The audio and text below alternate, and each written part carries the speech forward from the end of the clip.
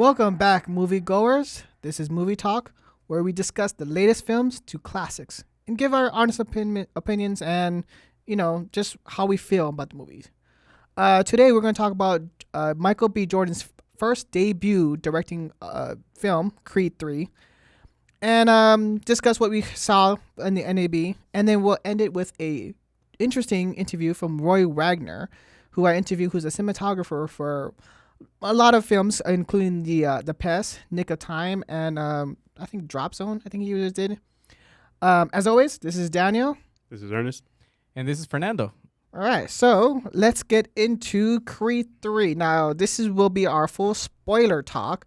So, of course, if you haven't seen it, this is now your time to leave and then skip forward to the interview, which is a very good interview, very insightful. So, as we go along, let's talk about Creed 3.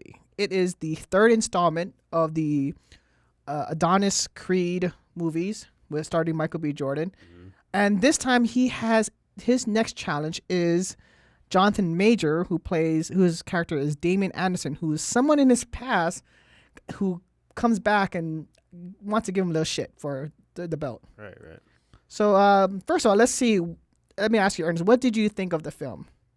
Having jumped into the third installment of the franchise, I thought it was pretty good. Not even, I didn't have to know much about the first two. It kind of explained, or everything that was going on in that film kind of explained briefly, or at least touched on at least once, what happened in those previous films.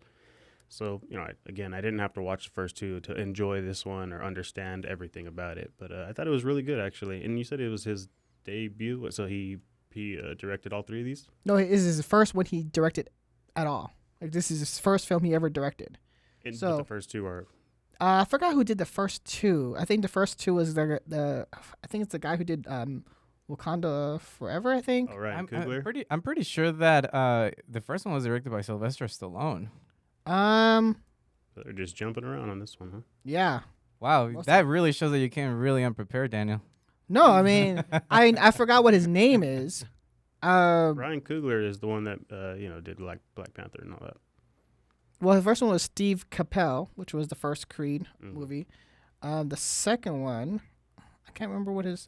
I don't think it's Creed. I don't think it's Sylvester Stallone. He hasn't directed any rocket movies for a long time. But for certain, Michael B. Jordan directed the third one. Yes. That's okay. Oh yeah, Ryan Coogler. That's pretty interesting. Yeah. He hasn't directed any other films, right? Or you said his debut, so there you go. So as his first one, good job.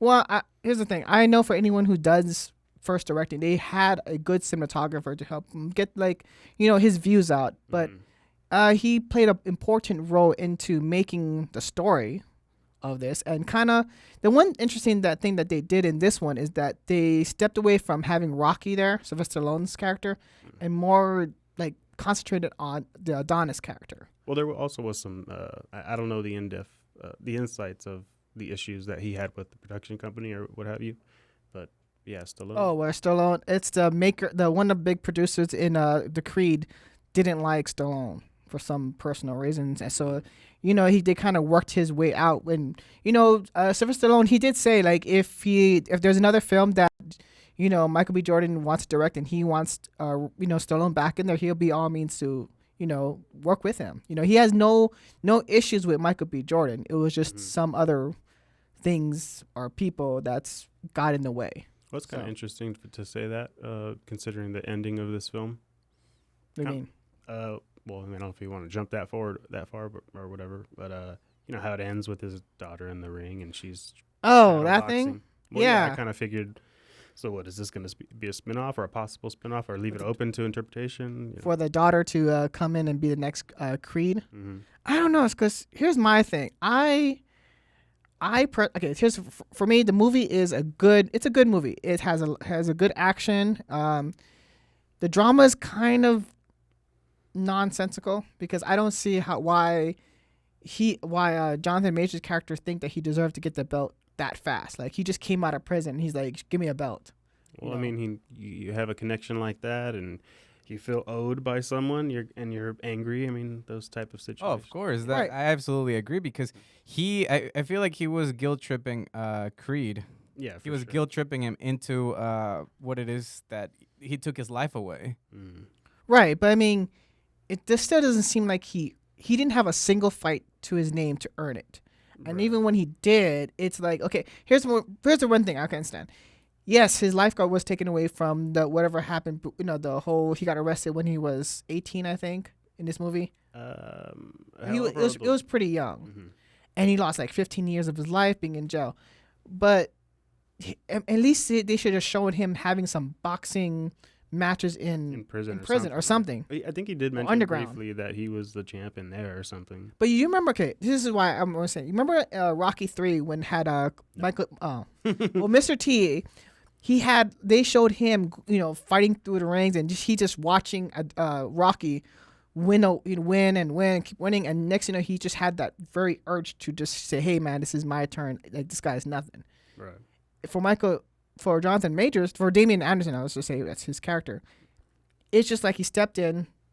I want it. I'm gonna fucking cheese my way into getting the thing, and then he just got it. You want to know what I think, Daniel? I think you're spoiled with TV shows because you're expecting like a whole arc on just Damian Major, but in reality, they only have 2 hours, bro. Imagine if they went into detail about their lives and everything he went in jail. That would be like a whole story on its own. Well, that's at least about 30 minutes they could add on to there. Because here's my thing. I felt I was actually, okay, listen, I was actually for Damian Anderson. I wanted him to win. Because I thought winning, but I definitely resonated with his, Well, because his journey, he come from nothing, and then he has this goal to being champion, and I'm like, fucking yeah, like let him do it. But the way he did it was just like unfavorable to say the least. Yeah. So that's my issue with and from all like, all right, maybe I'm the old guy who likes Rocky too much, but I don't think that Adonis's journey to becoming a champion has any struggle with it.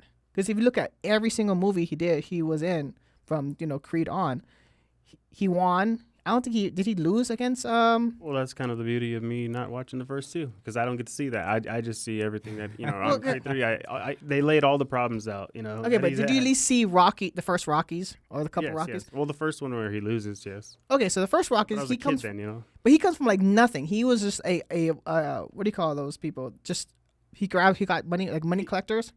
He was a money collector for the mob. What is it? A bookie? A bookie, yeah.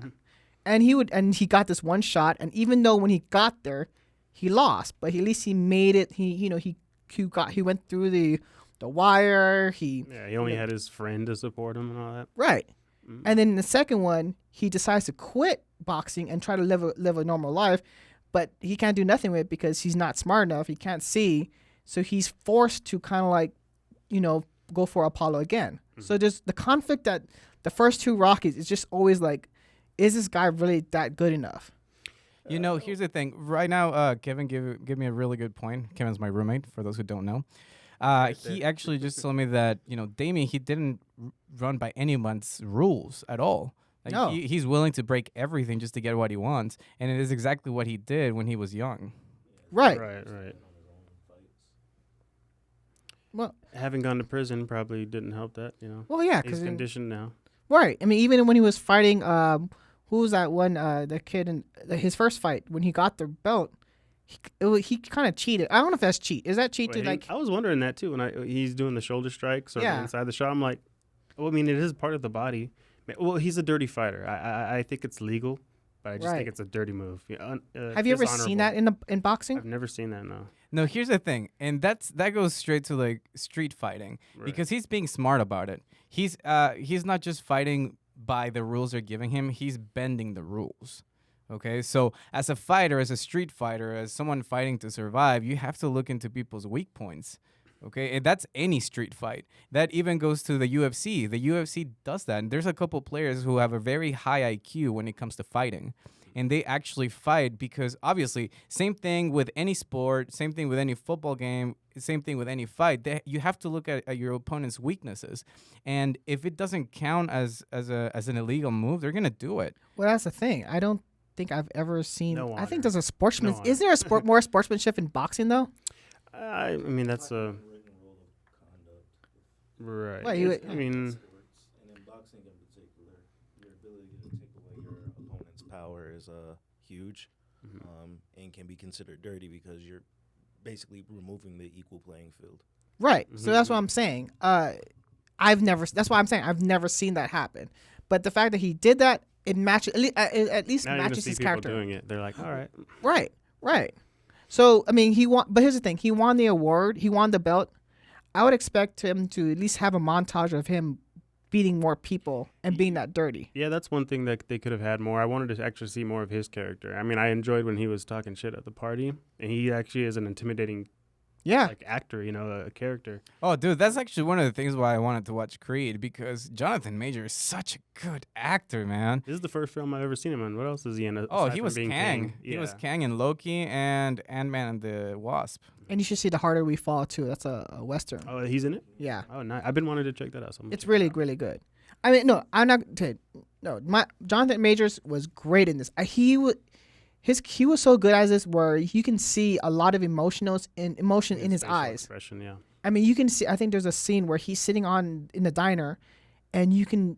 The second time I watched it, you can see him kind of like contemplating or thinking of things of how he can get the upper hand of Creed and his feelings, how he felt without him showing his feelings. Oh, Right, dude, right. he's He had great a lot at of that. pain in Yeah, that. even at the end when Adonis had told him, you know where to find me if you ever need my help. And I mean, at least from what I've seen from his facial expressions, he's like wants to say thank you so much, but Yeah. he doesn't say it. He's just nodding, Yeah. Like Oh, this- dude, even during the fight, when both of them are fighting, you can see the anger in his eyes. Oh, because he wants it that bad. Mm-hmm. That's what I'm saying. Like Some this of them is just get into that character, like they become that character, and he's one of the guys that seems to be able to do that. Dude, he's amazing. Yeah. When I saw him act in Ant-Man was it Loki? yeah. Oh my God, man! Well, the fact I that- I was Watch that. blown away by how good his contrast, I guess you could say, between one personality and the other. It was amazing. But the fact that he can switch to both is fascinating. And that's why they didn't do any variants on him. Just cool fact. They didn't do any different variants on him because he was able to pull off both personalities or three personalities. Right. I mean, that's why a lot of people are saying that this is one of the best Rocky villains of the franchise. I wouldn't know. Like I said, I haven't seen the first two, but no, he's definitely badass. Well, I mean, if you, I wouldn't even be opposed to watching just to, like you had mentioned, flesh him out a little bit more. I want to see his experience, from after the ring, Right. that's it, and that's what I'm trying to say. Like his character was so appealing. I really thought that they should have more of him in there, and if there's gonna do another Creed movie, which I don't know how they can give it to Jonathan Majors. And Oh, show dude, his, he's not coming back. That's the thing. But you know what I mean? Like they he can't just have. he got blacklisted or something. No, he's not blacklisted. He's got some trouble. He's dealing with. Yeah. Oh, you mean the whole ex-girlfriend thing? Yeah, he's facing the Supreme Court of New York for that. So Bro, okay, he's look. been dropped by Okay, we'll go to a. projects, everything excluding Marvel. So. But here's the thing. He's like, Okay, I stay in character. okay. Let's go like a quick thing about that thing. I don't understand how you can say he's guilty when the allegation against him is false. Like everything from the girlfriend, she retracted her statement. The fact that she found out that she was drugged. They found out that the driver saying that no, she was the aggressive one. This is not another fucking Amber Heard crap that's now draining him. And now now they're saying he's gonna lose the fucking King role just because he has an allegation. That's a rumor for now. Marvel hasn't made any moves as far as Jonathan Majors goes. It's been every production company outside of him, outside of Marvel, that's been moving. They're basically anticipating that Marvel is gonna make a move, but so far Marvel's standing still. Well, yeah, because that's a main villain. Thanos Can you imagine level threat, yeah.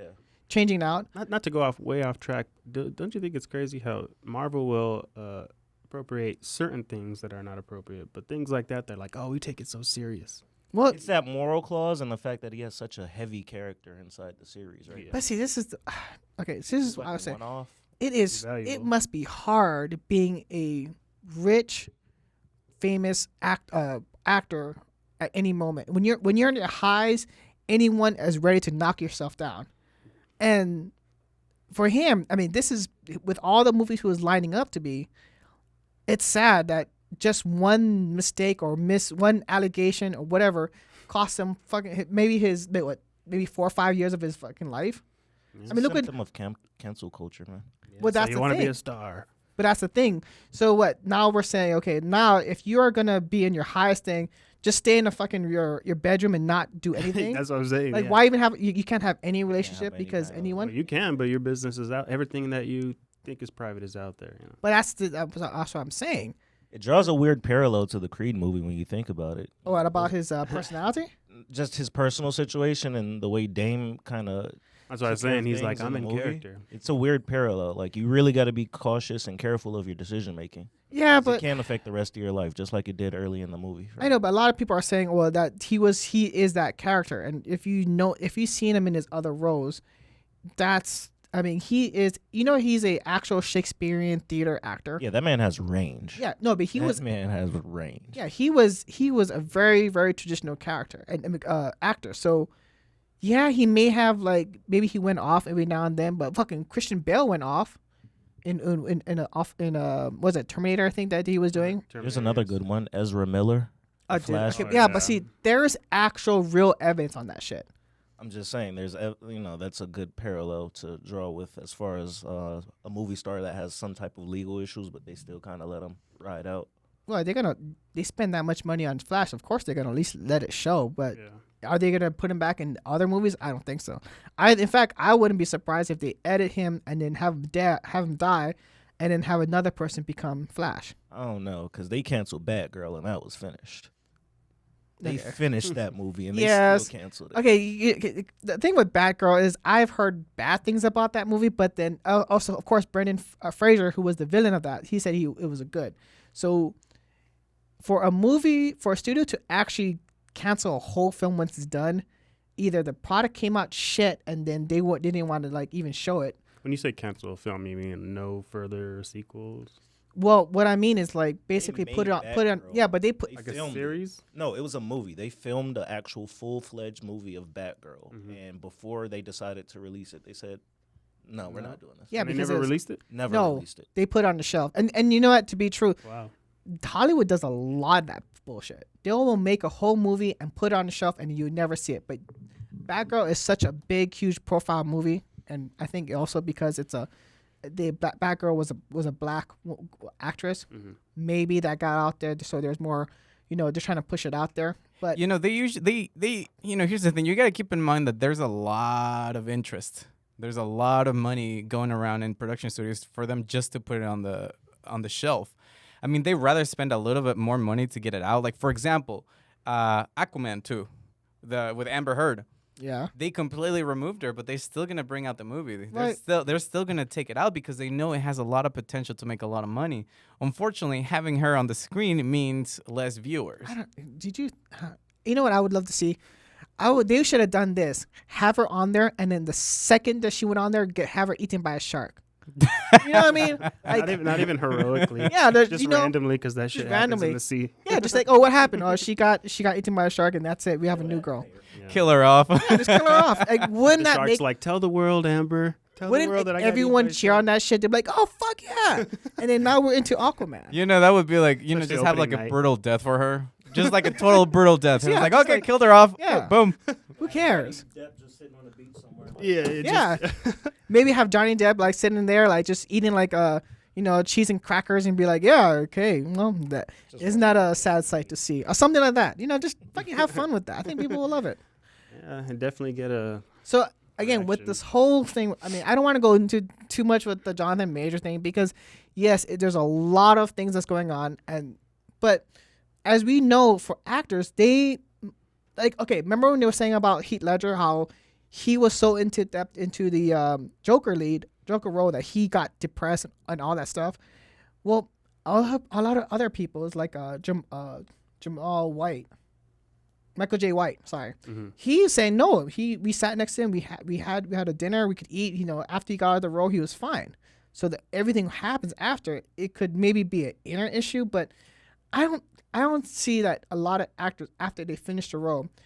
I mean, even with, I know they take some with them from it, but Well, just think about just put yourself into their shoes about the premise that everything that you do now is being watched, being publicized, being distributed to the world.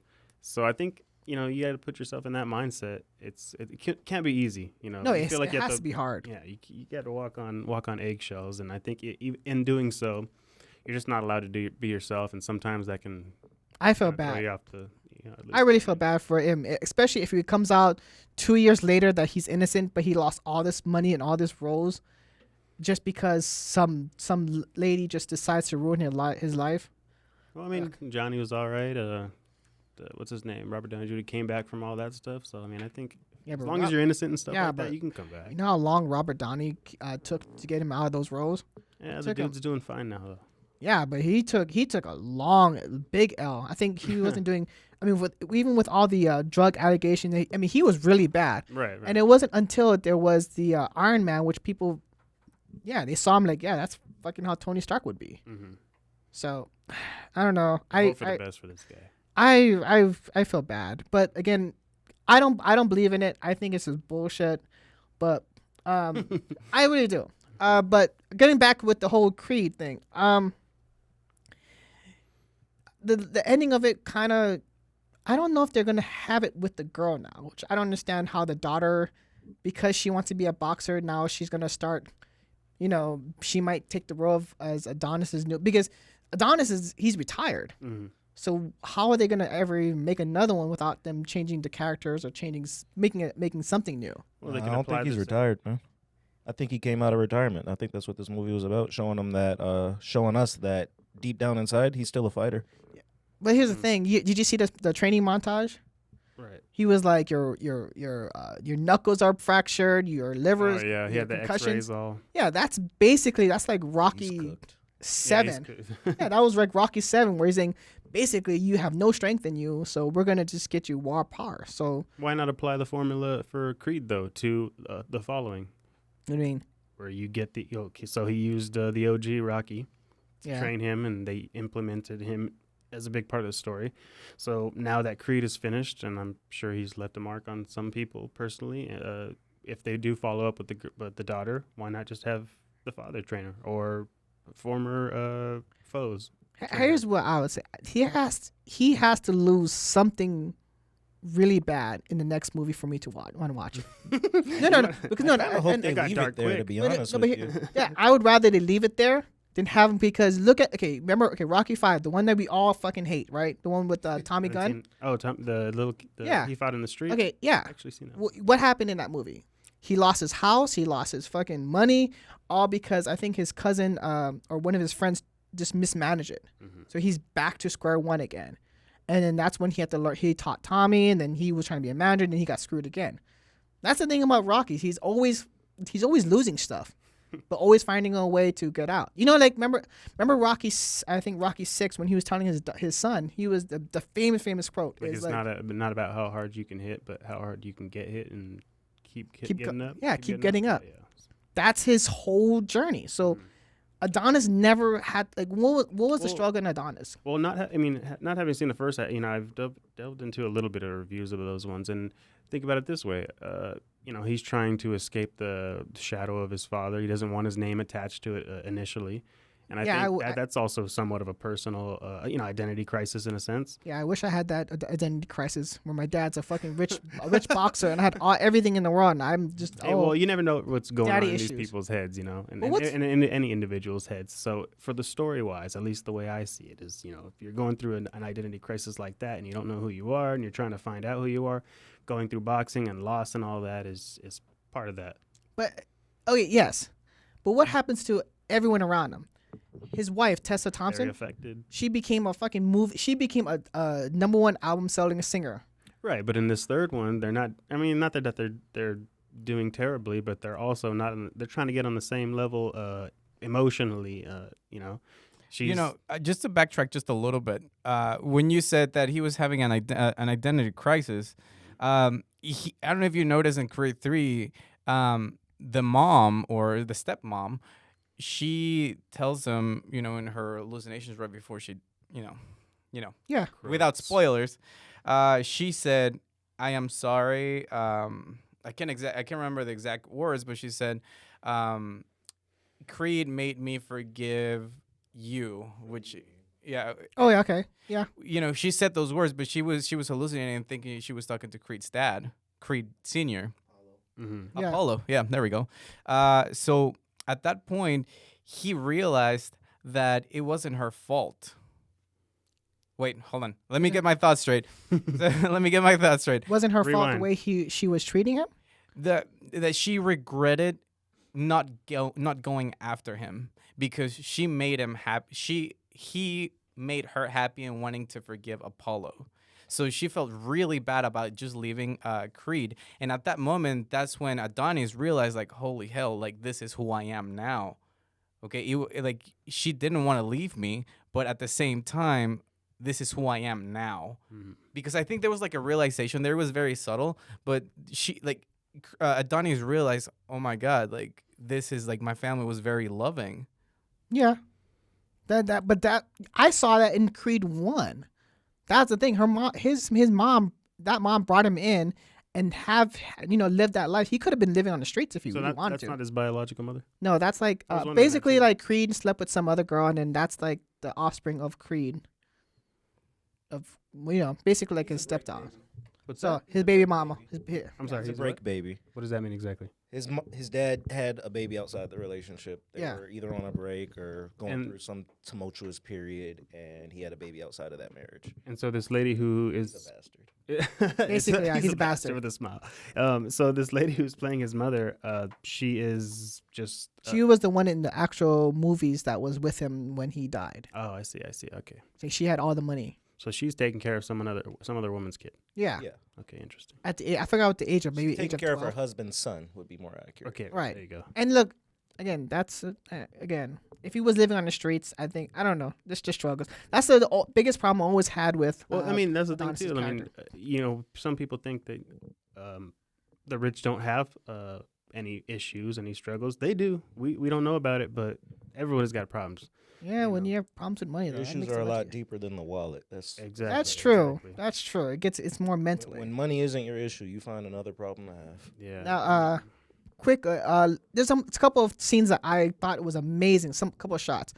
The time when Adonis and Damien, they met in the locker room the first time, and you see that split scene of them both looking into the wall, and you can tell, like, I think they had one lighting where it's red and one was green, and you can tell, like, that's the poster shot of it all. I don't know if you remember that scene. I don't Oh know. yeah, when Adonis has the suit on and he's leaving after he just finished speaking to him, and there's that partition in Yes. the locker room wall. That's the They one can most. feel each other there still. Yeah, you can feel the heat. You can feel he can tell that Adonis kind of feels like he's gonna have to put this guy down because he's no good, but he's already past the point of no return. Mhm. You know. And then the second scene is, of course, the fight scene. When they're in the cage, when all the audience disappears and it's just between you and one. Yeah. I like that actually. It kind of shows like where they're they were so honed in on each other. Right. Like nothing else. Everything else was just a blur. Well, you ever did a competitive sports or anything where you're just one on one with somebody where nothing else matters in there, and you just all is this person in front of you. It's kind of like that with when you're performing. But Yeah. Yeah. It's The irony in that moment was they were also fighting the past. That's why the jail cell bars popped up behind the jail cell, and then Mhm. the old mattress in the corner. ring, The mattress in the corner Yep. when they used to get beat in the group home. Yep, Mhm. that was the other They thing. were fighting So the past while fighting each other. yep, that was. I mean, that's a good shot. I mean, I'm glad they didn't do a whole montage of the whole, the whole battle between them two. They just have that one specific scene where it's just so anger. You can feel the anger, like. It's funny when we talk about how we talk about compatible sports where you can get your emotions out through it. You can show that through just actions and through the way the mannerisms of Mhm. it, and how you can get all your frustration out just through like anything. Right. Not in the best. I mean, that's not the best approach in my opinion. But no, they displayed that, perfectly at least for Damon's character. You know, I was not a big fan of that scene. I was not a big fan because it just looked cartoony. It looked very cartoony when it could have been done differently. It could have been. See, there was a But- fine line. I see it. It did look a little video game-ish, but then it didn't look too much. I feel like it was just exaggerated because, like, the smoke and everything. It's like, are you kidding me right now? Like, it's not like Well, it's not a nightmare. I'll tell you this. It is Michael B. Jordan's his inspiration through anime. So if you saw anime, there's maybe a a little niche here and there he got from Naruto or Dragon Ball Z. Yeah. But here's the thing, man. I did not like it and did not go with the look from the previous movies. I think it was just cartoony and too animated. I feel like Michael Bay, it could have been done a little different. And let me tell you how it could have done. Like in my perspective as a director, I would tell you, okay, instead of like giving this like all these cartoony things, why don't you just dim the lights all around them? Like no people, no nothing. We cannot even see the chairs or anything. Just put a spotlight over them. And just have like harsh shadows come down in their face, and then just like they're there in the moment, just them too. You know what he just described? Raging Bull. Hey, well, it worked there. You know, you could No. throw a little, implement a little more. But no, I hate that when that happens. You see a film and you have an idea of how much better it could have been. You fantasize about it like he just explained, and then Yeah. Well, everyone to this day will analyze that film and critique it. But quickly. Unless you guys have anything more to say, we can start rating this. How you guys think? Me and Nano were actually joking about a particular part in the movie that was super realistic. When Creed was actually kind of going through the emotional ropes of things, no pun intended, and he was at home having a drink and kind of like just in his bag. And his wife comes up to him, and she's just kind of doing the typical girlfriend-wife thing of, "Hey, what's wrong? Talk to me. God. I just want to know what's wrong." And he's like, "Look, I don't know what's going on. I don't really want to talk about it." And he starts yelling, "I don't want to talk." Yeah. And she's like, "What is it? Is it me?" And that might have been the most realistic writing in the entire movie. I can't think of a time as a man where, you're going through some personal, introspective kind of moment. And, if you got that special woman in your life, she thinks it's her. Can I ask you quickly? Do you always feel like it's hard to say what you're feeling? In the moment, I resonated with Creed in that moment because when I'm going through something in the middle of that adversity, I'm probably not the best person to try to talk to. Huh. But once I get through it, kind of similar to how he did. Once he got through that fight with Dame, once he got through that adversity, he was back with his woman. Hey, everything's back how we were. We're champs on top again. Yeah, see, I'm the opposite. It really resonated with me because for me as a dude, when I'm going through it, I don't really know what's wrong. Even if I know what's going on, I don't really understand fully how it's affecting me until I'm past it. Mm-hmm. So what if you was going through that shit and if we try to get it out of you, you just would shut down? I would probably respond very similar to him. Okay, see, and that's a kind of interesting point because in Rocky 3, there was a time when Creed was he's trying to push Rocky, saying, "What's going on? What's going on?" And Rocky's just like, "Tomorrow, we'll do this tomorrow." And he's like, Apollo's like, "No, there's no tomorrow, right?" And still he couldn't get through Rocky, and it wasn't until his wife, Adrian, was like, "Hey, just tell me what's going on. Like, we have money, we have this. Like, just tell me." And he's just say, "Hey." He finally exploded. He's like, I'm scared. Like, you don't understand how I'm scared. But see, I think that's the beautiful thing about these films is like they really, maybe it doesn't seem that way to a lot of people, but since you're talking about it right now, that's also part of the I don't know, their own heroic journey, right? Is not only facing the adversity of someone physically touching them, beating on them, but mentally trying to overcome their adversity as well. Yeah, and because that's it is the hard thing. to talk about those things. And especially if you don't have, once you find that person that you can just either express it through Rocky or express it to Adonis, you can do that stuff, man. That is what got to me too, because I'm like, oh my God, like I wish someone would push me onto that point where I can just fucking let go. It's funny because I think we've all been through this, especially, with our girlfriends or wives, whatever. I think we've all been to that moment where, they try to get us to open up, but we just won't. We won't open up, not because we don't want to, because we don't know how to express ourselves. Yeah. We don't know how our emotions work. And, women, they're very in touch with their emotions. They're emotionally driven, yeah. They're very emotionally driven. And men, compared to women, we don't get that support from other people as women do, because women, they have the support from everyone. A little thing happens in their life, and suddenly you have like 5 dudes talking to her. Five dudes that want to like just get with her, whatever. It's like, oh hey, here's my shoulder. I'll be more than happy to help. But us as men, we don't get that. Even their own girlfriends, but us. We just we have to figure shit out on our own because we know no one's coming to help us. Right. Yeah. And that's what happened to Adonis. He's like, I need to figure this shit out right now. And it just like Kevin was saying, is like, once I'm through this, I'll be able to talk to you and be able to give you the solution to the problem. The only thing is, like, when he did find out, he found it out by getting knocked out by fucking Ivan's kid. So, I mean, we all had to get knocked to our sense. Knock some sense into it. Yeah, knock some sense. All right, so let's just kind of close this up pretty soon. Let's go around. I forgot your friends. What's your name? Kevin. All right, Kevin. We'll start from you. How do you rate this? We're going from 1 to 10. Also, you can say if it's a rental. Like, what do you give audience for this? If you are in the sports, boxing, movies, any of that, I'm definitely gonna give it an 8 or a 9. Ooh, that's pretty good. It's really good. It's a good story. It's kind of that. I don't want to say it in a bad way, but it's kind of that cookie cutter hero role story of overcoming adversity, but it tells it in a really unique fashion. Now, would you rate this Like a top 5 of your top boxing movies of all time? No. Okay. I mean, I was just wondering because there's a lot of There's a lot of good. there's a lot boxing good ones. movies I mean, out even there. The Great White Hype with what's that with a Marlon Damon Wayans? That's a funny one. Definitely, it could sneak into my top 6. But Okay. top okay. 5, it's just too many options out there. There's a lot.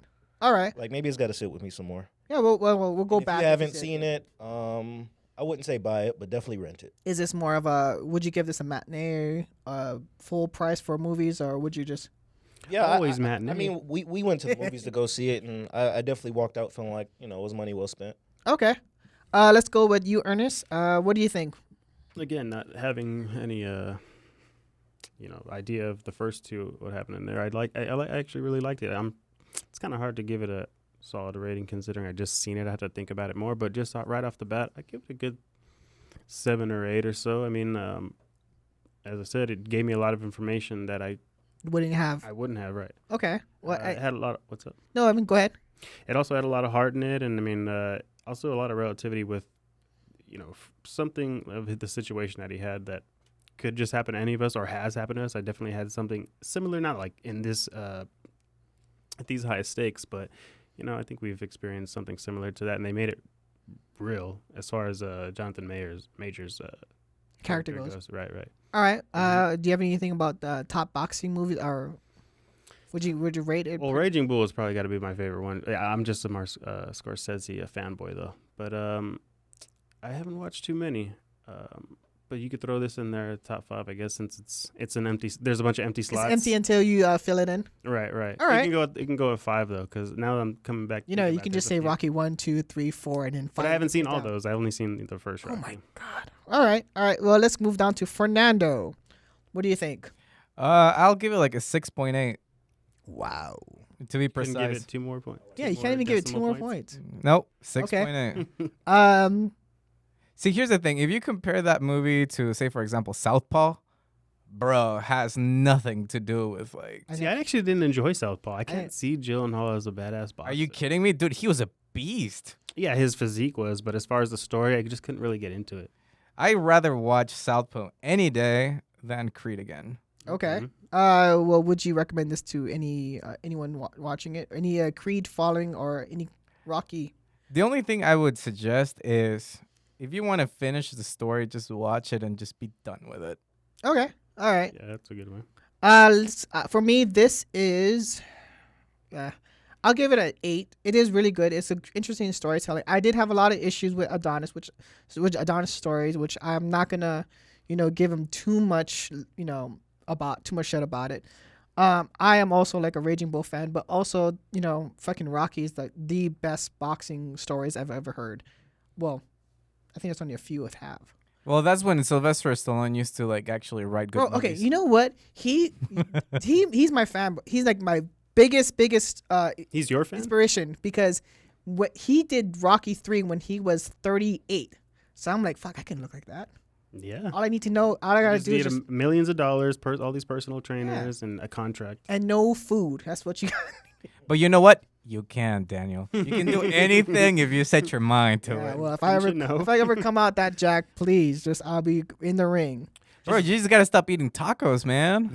Fucking Taco Bell. Well, when they have a special day every week for it, it's kind of hard. I know, right? Every Tuesday. All right, well, let's move on to the NAB now. This happened last Sunday weekend. Hold on. So for the audience who doesn't know, what is NAB? Actually, I have never. I can't remember what's the. Are you serious? Dude, Come on, bro. The first Okay, word's so- got to be national.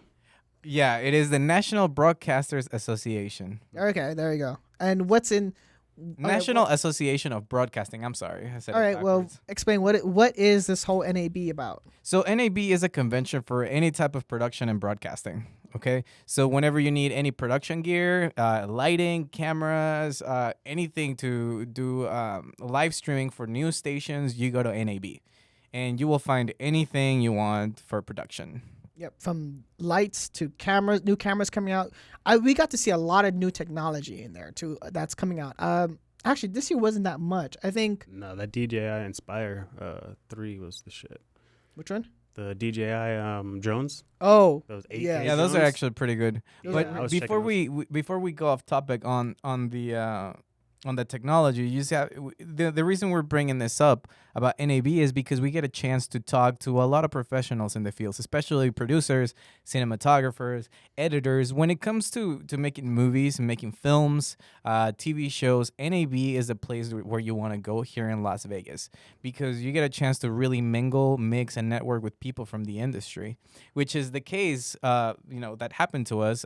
We got a chance to talk to Roy Wagner. yes, we did. Roy Wagner is a cinematographer. I'm sorry, from the Association of the American Society of Cinematographers. Which, if you guys look in any movies and it says director of photography, and after their name has an acronym of that has ASC, that means that's the Association of the American Society of Cinematographers, and is a very prestigious organization, which only the top cinematographers in the industry are part of. And we got a chance to talk to Roy Wagner, ASC. And Daniel will tell you about his experience because he was very fanboying over here. Oh my gosh! First of all, when we did that, I didn't even know that he was coming. I mean, Fernando just gave me a little text. Hey, Roy Wagner's coming to the interview. Let's just get going.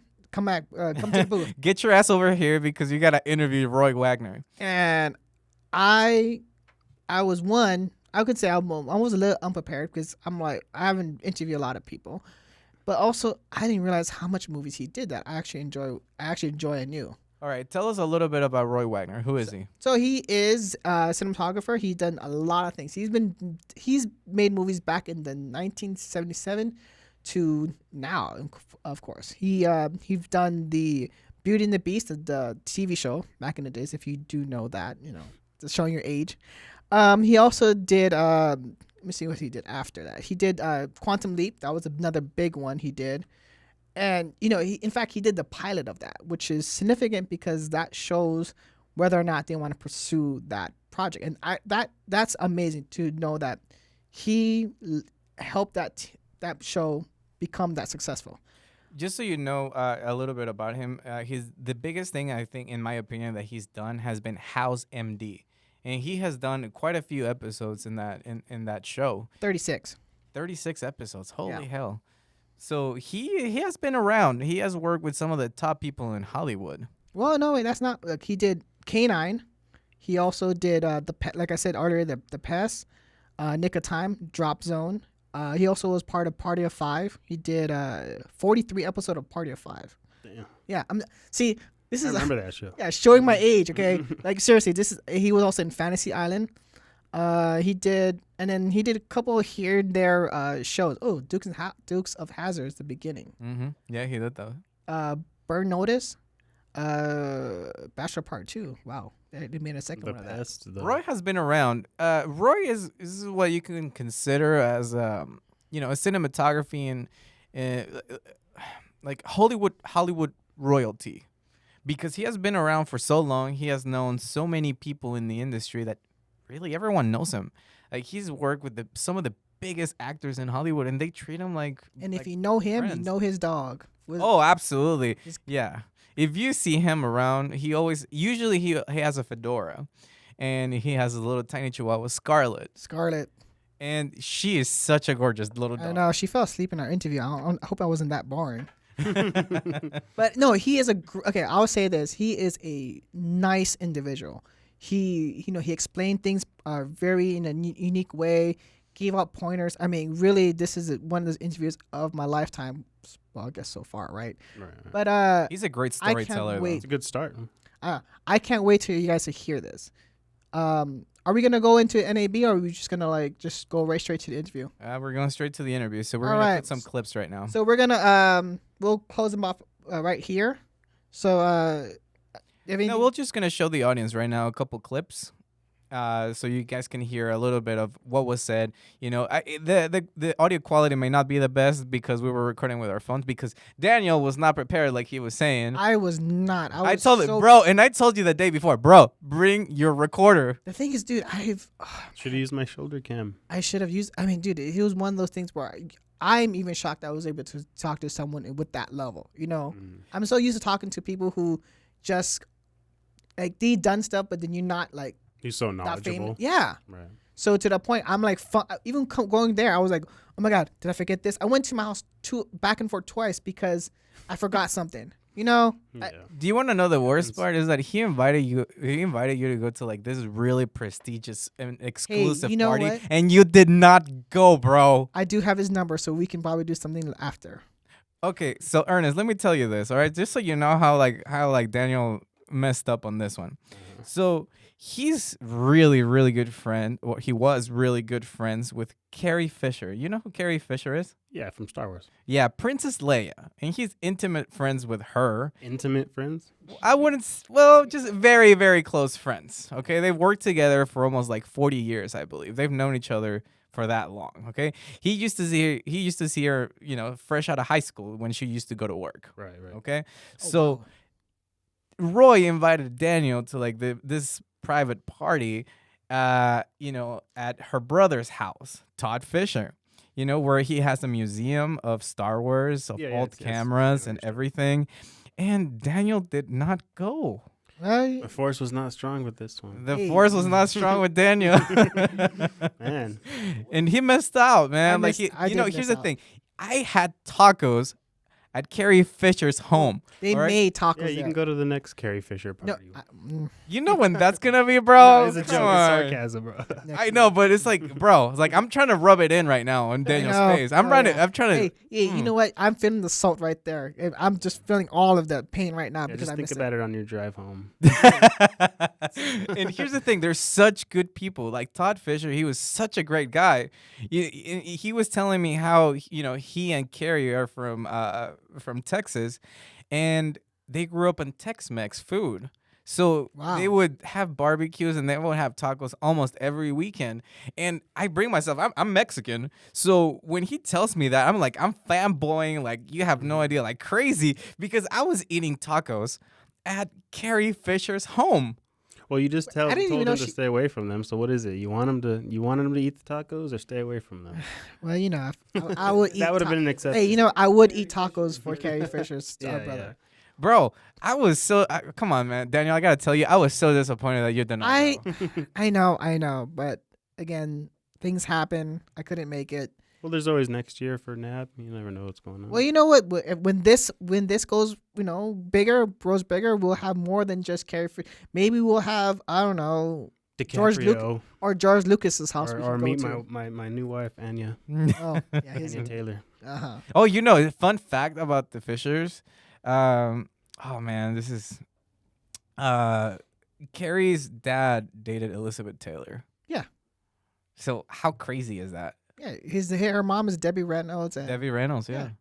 Damn. I wish it's okay. Look, Carrie Fisher's dad I- is dating Elizabeth Taylor. I'm so upset with myself. I see how surprised you are, Ernest, but yes. Yes, there's so much things I know. About the Fishers and the Reynolds and stuff like that. So one thing you need to know is that they are Hollywood royalty. So one thing you gotta know is Daniel really fucked up and didn't go to the party. Just to finish rubbing it off, like, yes, you did. Because I would probably be like shaking the whole time there, trying to like. Hey, was there more other people besides like other famous cinematographers or anyone else that?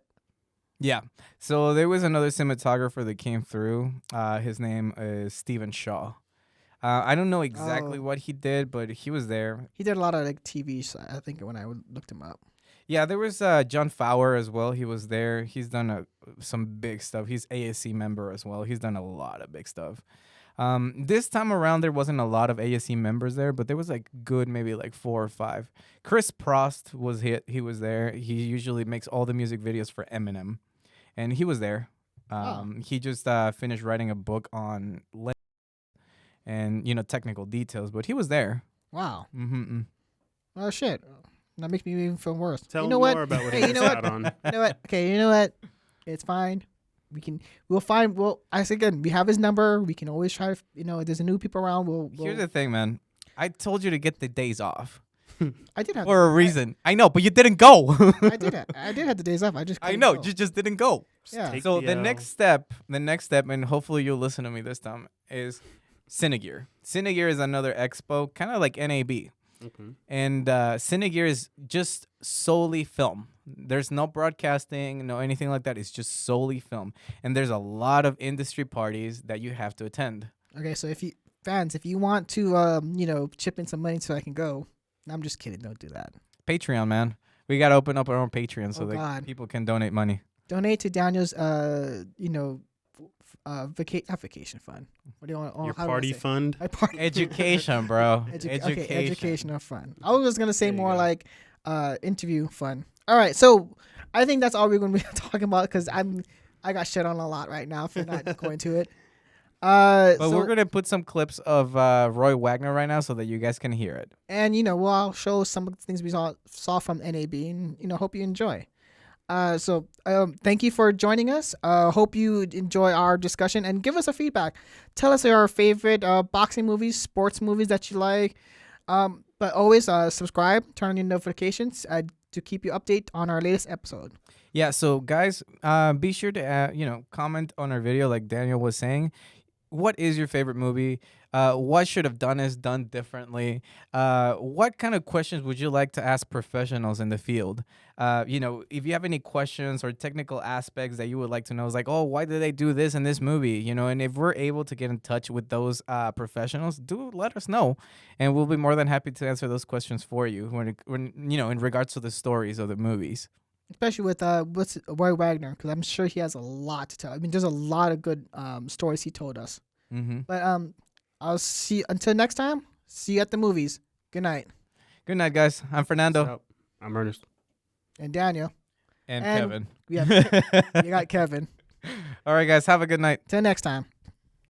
So this is Daniel here with Roy Wagner, a director from since 1977. You've done like a whole variety of films and even I see a lot of TV series too. Yes. When I looked, I was like, wow, you did the original Beauty and the Beast TV show, I thought that was amazing how it was done because it's so dramatic and so theatrical.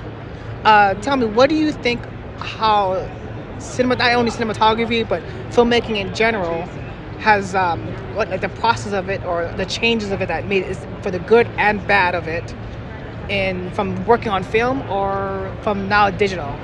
Well, every new technology has a giant learning curve, whether it's film or any electronics or gaming or whatever. Mm-hmm. It takes time for people to figure out it's not about the new technology. It's really about the same thing. Telling stories, telling great stories and telling them well. And the technology is supposed to help you be better at that. Right. And a lot of times when it first starts, it gets in the way. Mm-hmm. And so you have to make sure that film was a senior technology. It had been around for a long, long time, and it took us a long time to figure it out how to make it our own instead of it being just about film. I mean, you could look at one person's photographic work on film with the same film stocks, the same lenses, and the same cameras, and they would look totally different. Yes. Today what's happening is everybody is trying to embrace the new technology, and in doing so they're forgetting that they all have a personal voice and a personal signature. When I did Beauty and the Beast, I was told by CBS, the network, that it was unbroadcastable. It was no way for it to be put on television Why is that? because it was too dark. And in those days, that was considered dark. And so, I did it anyway because I didn't care if I got fired. And I was always trying to push the envelope. And we did it. And after that, a number of television shows began to do darker, more textured lighting. Yeah, I remember that when after you did that, I remember like a TV show like Silk Stockings, which I think that came around. And 30-something? Yeah, yeah. But I always remember, like, even as a kid, I was like, man, this is a unusual take of Beauty and the Beast. Because I mean, I think it was a crime drama, if I can mess up. A crime drama too, right? Yes. With MX. And I can't remember like why the Beast was there, but still it had like He had it was, saved. You see, it's the old fairy tale. That the ugly beast is the one that rescues the beauty. It's not the beauty that rescues the beast. And so, the truth was that she had been attacked by some people that were unsavory and left for dead, and he rescued her. I remember that. He came out of the caves and rescued her, and her first reaction to him was, he's repugnant, he's ugly, he's frightening. I'm frightened of him, but in truth, he was the kind generosity that we hope to find in everybody. Even in the dark.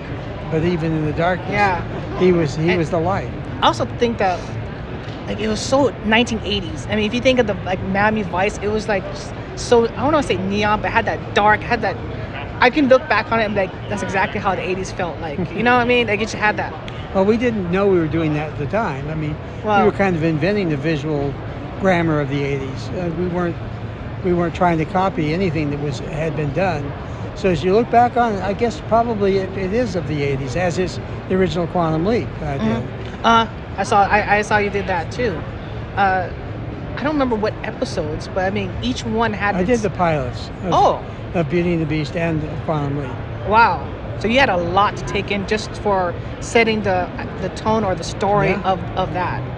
Because I mean, for me, the Quantum Leap is one of my favorite shows with Steve Bakula. Scott Bakula. And oh my God, it's timeless. And I mean, to know that if every show, I don't want to say the pilot's important, but it does kind of show what the show really wants, like how you want the story to be told. So I thought that was very interesting of how how it's done, and in such a dramatic, but also like every show had its own lessons or had its own tone and everything. So it was very unique how each one developed. And we were, truthfully, I mean, we were not trying to conform to anything.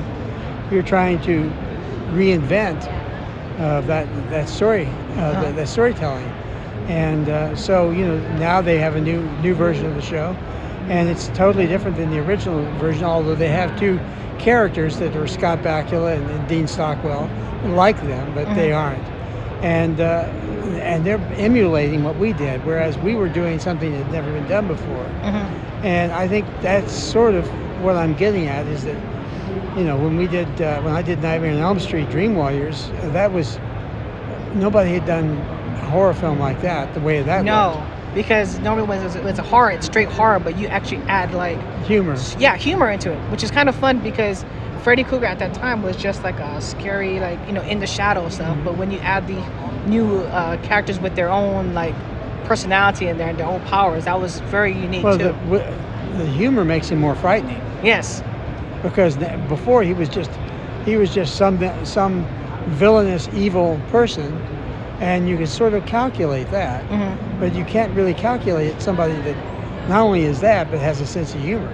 Did you think that you needed to change that because the first two were so? No, I don't think so. I think I got hired to do it because they weren't happy with the second one, and they loved the first one, and they wanted to reinvent him, but it really wasn't the studio that reinvented him. It was the writers. It was Frank Darabont and Bruce Wagner and Chuck Russell, who was the director. But they had such a black sense of humor that sort of informed everything that we did visually.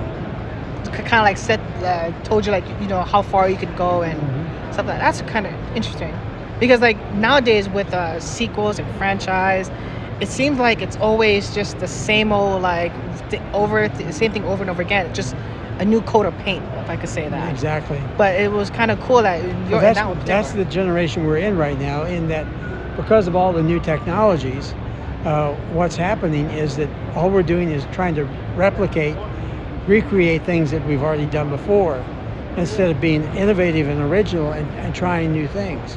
But that happens all the time when you have a new technology that's pushing the boundaries. Artists tend to become more insecure, and they kind of close in amongst themselves and try to do things they've done before. And that's not been my nature. Yeah, it's always try to push the envelope and see how far you can go. Well, because if you work not from your intelligence, but from your instincts, what happens is you're pushing the boundaries of what you know, and you're always trying to get outside the box. Because most of the talented filmmakers or artists I've ever been around don't even know there is a box. They're always reinventing or making something different than what's been there before. Well, do you ever think that, like how you say, like, reopen the box, but sometimes, I would say I'll say J.J. Abrams. He always has a specific style that he sticks with, and like sometimes you wish that he would you wish that he would do something different or unique, but instead of trying to like do what's safe or. Well, that's because I suspect most artists don't really know what makes them successful. They have no clue why they are successful, and so they feel like they've got to find sort of their voice and studios want them to do the same things over and over because that's more easily sellable. Whereas if you are doing something different every time, that's harder to sell. But if you're saying Steven Spielberg movie, you go, oh, Steven Spielberg, I know what to expect. Yeah. But if you're somebody that you don't know what to expect, you're not quite sure if this movie is going to be as good as the last one, because that person's like Steven Soderbergh. You're never quite sure if his movies are going to be good or bad. I always say that with him too. I mean, I would say at least for him, Soderbergh, it will look good, but you're not sure where the story would take place. And that's one thing I've always wondered when cinematographers such as him goes into the directing thing and tries to make his own story instead of like staying what's good, what's I would think that's known for him to just be a cinematographer. Does that kind of like, it's a risk, but is it sometimes a risk, something that's kind of... I think it's a risk, but it's a good risk, because there would be none of this if none of us were conservative and being protective of our art.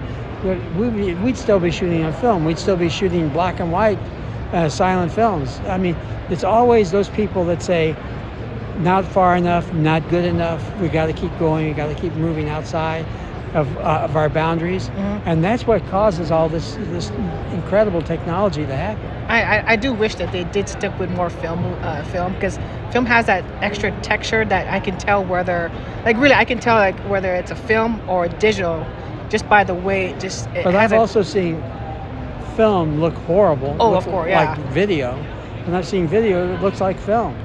And I think it really has to do with the voice. I mean, you're of a certain generation where you remember film, but there's a new generation coming that will never know what film looked like. Yeah. And certainly not in a theater. They'll only see it in their home on a DVD or a streaming service. And they'll say, well, that looks like film, but that's really not what film looked like because they were not seeing it in the theater. Right. So, I think that it's great to respect and regard the senior technology, but it's also important to keep pushing the boundaries for storytelling so that we have less restrictions on what we can and can't do. Because there's things we can do digitally now we could not have ever done in film. I've seen it. Like just say James Cameron, what he did with Avatar. And I mean he shot most of it in the water, which is like, who would ever thought about that? I mean the whole water world. I mean that was the last movie anyone wanted to shoot in the water because that was such a dangerous thing to do. So yeah, I agree. Like technology has helped us maybe expand our storytelling, which there's always good and there's always bad with it. We're in a period of sort of bad right now. It's not so great. And I think it'll get better. I think they just use it as a clutch. That's They my do. personal. Everybody's frightened. Because I mean, Artists of all people are frightened. well, I always think like back in your time, because you did movies like The Pest, and that was a risk. I mean, there's back in the, I would say, the 70s, 80s, you can make riskier films and not sure like, hey, is this gonna make it or is this gonna go straight to DVD? Because it doesn't matter, because you would find like some audience in it. And nowadays it just seems like everyone wants the top 10 blockbuster, the top grossing movie of all time. Which is sad when you think about it, because in those days we didn't have all the distribution outlets that you have today. We didn't have Netflix and Amazon Prime and HBO, and there was none of that. We only had the theaters and DVDs. That's all we had. And so why would we have taken risk back then, when today, with all these different venues that we have, resources that we can publish our works with, why not take the risks now? That's true. Because right now is the perfect time to do it, because if you go turn on Netflix or Amazon Prime, all you're seeing is their version of the same movie. Recycling the same story over and over again. So that's going to end, because the business model is not going to be great for that, because people are going to stop. They're going to go to gaming. They're going to go to different ways of expressing than watching movies, because they've seen it all. That's all. We've done that before. And it's like, one thing I loved about back in like the blockbuster, I'll say the blockbuster days for me, is that in our family we would pick one good movie, then pick one you're not sure of, and it could be a very horrible film, or it could be like a golden gem, like like I would say The Pest, where we just sit down and just laughed at the whole movie. Well, it's funny, because The Pest was a film that it was John Leguizamo's first movie, and I don't think it was his first movie, but I don't think he really is that proud of that movie, but ultimately it's had this cult following. Yeah, I don't know. Okay, that first opening shot, that was that was a tracking shot, right? No, we were in the shower. You mean the shower scene? The shower scene, because it went through the whole hallway, right? If I can remember, and then you went straight to the shower, and I was like, that's like, it's chaotic. That was on the dolly, and we went right from that into the shower, and with a very wide lens, a 9.8 millimeter lens, and we shot that on film, and it was very unusual for its time, and that was my idea. That was my idea to do it that way. Because you guys, did you shoot it? You pushed it, right? And then what's the frame rate on that? I don't remember. I haven't seen the film for a long time, but I do remember that we were doing something unusual with the frame rate. We were also shooting with a very, very wide lens, a 9.8 millimeter lens, which made it very hard to keep the camera out of the shot when you were moving. Yeah. And I do remember we did it to playback with John, and I think we did it at a different frame rate. I think maybe 20 frames per second or something like that. So it was much more erratic.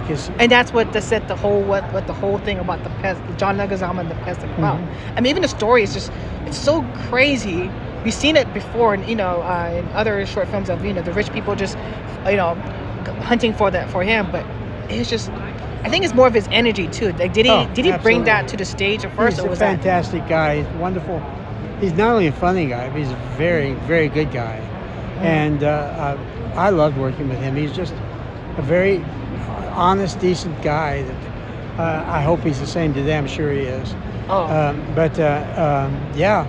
And he and his best friend were the director, and a lot of that came up with on the set. It was not scripted. Really? So how do you plan a scene when really there's no script? Like, You don't plan. You have to. That's where instincts come in, where you have to say, I've got to stay up with the director and with the star, and make sure I don't get in the way. And so you come up with ideas on the spur of the moment, which is the best way to do it, because you're not working on your intelligence, you're working on your instincts. Yeah, I would think that's what you that's what I think you would have to do, especially because, I mean, how do you know what you need for that very day? I mean, you don't. What sites? Do you prefer doing that more than just? Is there any other movies that you did with that was just? Almost everything I've done has been that way. I always like working on instincts, because you can say, no, I'm not going to do it that way, But the truth of the matter is that movie stars, they all want to do it their way, and they get their way. The director wants to do it their way, and they get their way. So if you just become this autocrat and say, no, I'm doing it my way, well, that's you can't survive very long being that kind of filmmaker. I mean, there's a few filmmakers that can do that, but not, or cinematographers, but not many. And I choose to be one that says, I want to explore this with you. You want to go over there instead of being here? I'm with you. Let's figure this out. Because then I get to ride the roller coaster with everybody else, and not quite sure where it's going to take me. Yeah. But at the end of the day, I go, oh my gosh, this is much more fun than I thought, and much more interesting than I thought. What would you say would be the one movie that you're very proud of, like just by as a cinematographer perspective? Two films that you haven't heard of. One was a television show called Cracker, which was a British television show, and the other is a movie that you haven't heard of called A Rumor of Angels with Vanessa Redgrave. And those are my favorite projects that I've ever done. It's funny for me because everybody loves Nightmare. Nightmare was a pain in the ass. It was hard to do. Because of just the way how the story was being built, or was it the studio? Because I had no prep. No kidding. I was they fired the original cinematographer, so I came in on the third day, and I did not have a clue how they wanted to do anything. That's crazy. I couldn't imagine. That's like getting a new job, and you're like, okay, you're in charge of the whole thing. Yeah. Gosh. That's the way it was. The first day on that film was the car graveyard at night, which is the most complicated scene in the whole film. And we had 1 hour to light that car graveyard. And it was, if you remember, there's all kinds of lighting tricks that occur. The lights, car lights that come on and off, and there's a big, huge junkyard that we had to light at night. Huh. And we had to do that in 1 hour without having any. I hadn't even read the script. How did you you just trusted the directors? Did I ever like kick you in the rear by every day? Yeah, I can imagine. But the point is that's the only way you grow, and that's the only way you learn, is by being at risk, having enough knowledge technically that you know how to survive, but being at risk artistically so that you can expand and blossom. Right, because I mean, if you make a mistake, there's always something you can learn from it. Well, some of my best work are mistakes. Oh, really? Like, what was one film that you say you can learn the most of just being in the business? Well, every one of them. I mean, Nightmare is a perfect example of that. Yeah. I mean, there's so many things I cringe at when I look at it, but everybody thinks it's wonderful. Yeah, because it is a really good, and you really don't. I can't say there's anything wrong with it. It's just what it's supposed to be. Beauty and the Beast and Quantum Leap, same way. Every one of the projects I've done has always forced me to go outside of my comfort zone and do things that I would not have felt safe doing. And that's always the hardest thing, right? It is in the beginning, but once you start doing it, you learn to fly without an airplane. I was wondering, who is your biggest inspiration into getting to film or being into cinematography? There's so many. I was Ansel Adams' assistant when I was very young. My mentor was Harry Stradley, who shot Streetcar Named Desire, and Picture of Dorian Gray, and My Fair Lady, and Funny Girl, and Hello Dolly. There have been so many inspirations, actors, directors. It's just, if you're walking through life and you're saying, here I am, I'm ready for whatever you've got in front of me, well, you're going to be inspired by everything. Huh. That's another good to hear, because everyone, even for other jobs I did, there's always someone who I'd say either taught me how to be a better person, how to see things a better way, or just say, hey, you know what, I'll teach you how to do things. So I mean, but that's a continuing journey. Yes. It's not something you can learn in just one day.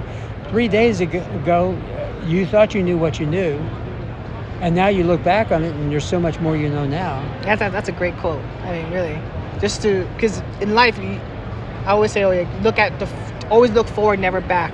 you know. But you have to be informed by the past. Oh yeah, of course. It's important to be informed, that not to negate the past, because there's so much information back then. But because of where you are now, you have a greater perspective on the past than anybody did when they were living it. Yeah, that's true. One of my favorite films that I saw you did was In the Nick of Time with Johnny Depp. And I remember my mom, she made us watch it. And I was like, I'm young. And I'm like, I'm not watching this. But I was glued. It was the first thriller I've seen when, in that age. Now, how did you, was that like a pacing? How did you pace that so well in Well, such that's a... the director. The director would pace it well. And interestingly enough, we filmed that movie sequentially because he felt it would be easier, because it's supposed to take place in real time, 90 minutes. So the director said, would it be okay if we shoot this sequentially? I know it'll be harder for you. And I said, of course, it's fine. So, as the scene would come up, I mean, we would shoot that next scene. We might have to go back to a previous scene, a different location, more than one time, but it was better for the actors and better for the director. And Johnny Depp loved working that way, as did the director. And it was complicated for the crew, but once we figured it out, it was really kind of fun. And I think that's why that movie works, is because you have a sense of time in that. I mean, and urgency. Because him fighting for a daughter, and then I think there's one scene where just like a clicking a clock, or I think isn't the clock in the subway? In everything. I know, but you would phase it in and out, and it was just like, so you can always say like, this is what you're racing against. I mean, the subliminal message that you put in films too is, especially that one, gives us a certain feeling that draws us towards the whole story, which is amazing. Yeah, and it was in the script. I mean, that sequential premise was in the script, and I think it worked very, very well. And Johnny, who was not the original person cast for that movie, I think he did very well. And I loved working with him. He was wonderful to work with, as was were the other actors. It was a great, fun experience. That one of my favorite one that I've seen that you did. I was like, wow. I mean, a lot of you did. When I got the list and who you were, I'm like, him? Like, really, I get to interview this guy who I've seen majority of his films, and of course that. Thank you. So for any new cinematographers, DPs who are trying to go into this business, what's something good advice that you would say? Hey, this is how you should think, or how you should come into this business. Everybody's going to tell you why you shouldn't do things. Everybody's going to tell you why you can't do things. Everybody's going to say, no, it's impossible. And never, ever, ever, ever, ever, ever give up on your dream. Follow your dream no matter what. And it may take you a long time to get to where you want to be, but it took me 13 years to get where I wanted to be. And there was a lot of moments where I said, this is it. I can't go any further. I can't survive this. But you do. And if you don't give up on your dream, it'll be not always a great life, but it'll always be an incredible life. And that's the key. Listen to everybody, watch everything, observe everything that's around you. Be informed by, why do you think I'm still here? Why am I walking around? I'm still learning. I'm 76 years old. I'm still learning. And you just have to. You have to, whether you're a cinematographer or selling shoes, if you're going to continue to grow, the only way to do that is by continuing to move forward. And not always realizing that sometimes moving forward is staying in place and falling back. And that's always a part of it. So I think that you just have to be open, be allowed to fail, give yourself that opportunity to fail, and in the failure you'll grow and become a better person as an artist and as a human being. Well, wise words from a wise man. So thank you so much. Are you doing any new projects going on, or is there anything that we should be looking forward to? I'm supposed to do a pilot. I'm supposed to do another horror film in Savannah, Georgia. We'll see. That's good to hear. I can't wait to see it too. Thank I you. mean, man. I mean, hopefully it goes out, but if we're, I will be in the seat to look for Well, it. you know, and I'm also teaching a lot too. I'm going to Virginia in June to teach high school students how to be filmmakers. Oh, great. Well, Roy, thank you for the interview. It's a great pleasure. You're welcome. Thank you. And thanks. Have a good day now. You're welcome. Thanks. Wow, that was amazing. Thank you so much. You're welcome.